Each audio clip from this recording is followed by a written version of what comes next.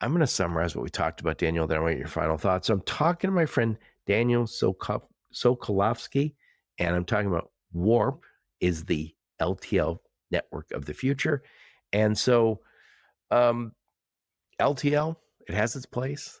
It's been there for a long time, but it has some issues. It has a class system, and it's not always easy. Although we've made some improvements recently, billing accuracy can be a problem. And sometimes you have to do an audit on all those bills, and you thought you're paying $800 for that shipment, and now it turns out it's going to be $1,500. It's bad. No one likes it. Secondly, we have stacking problems. Um, some number of LTL shippers, I know this because I lived it, say don't stack on our pallets, don't stack on our stuff. And that doesn't really work for the LTL carriers because they're trying to fill that truck. Full trucks are full trucks are better from a cost perspective, and they're trying to beat a price.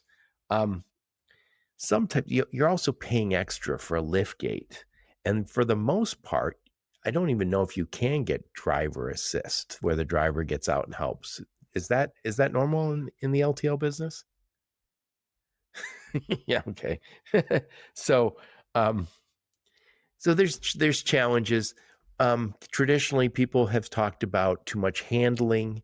If they have to stop multiple places, um, they have an estimated time. So they say, I'll estimate that that's going to get there on Thursday morning, um, but there's no guarantee. So if it's a day late, that's so be it. All I gave you is an estimate. It's it's better than having to get a full truck, but we never truly had a lot of alternatives. It was either you went with a full truck and tremendously overpaid to move your two pallets, or went LTL. And by the way, there's not a ton of options.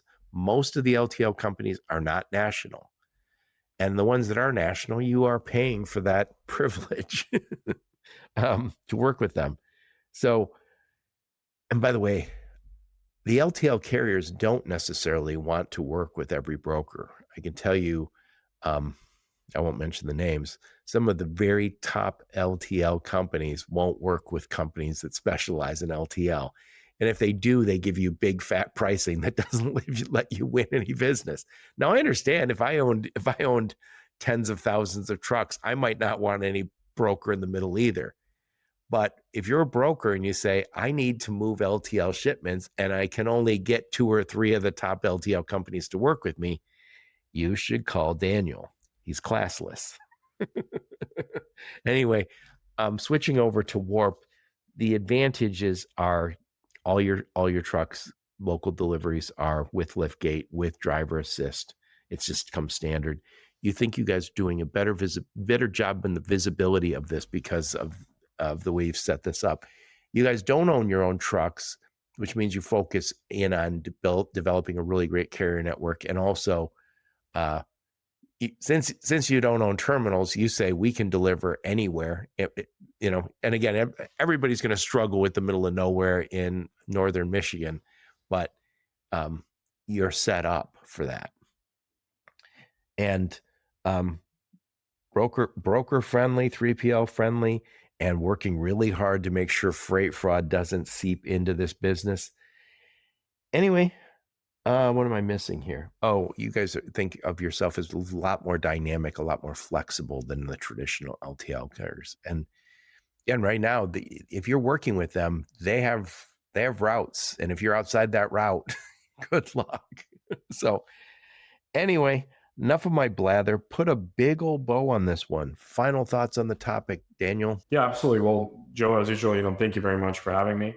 I think we continue to make headway and on our network to be on our mission to be the LTL network of the future. I would say, a lot of our focus right now is expanding our network, making sure that we're appeasing our customers, making sure that our systems are working, and we are looking for people to go out and try us out and test out the work concept and test out the work model and let us prove that this kind of thing works. And thank you very much for having me here. It's always a pleasure to be on the show. Yeah. One last thing I didn't ask.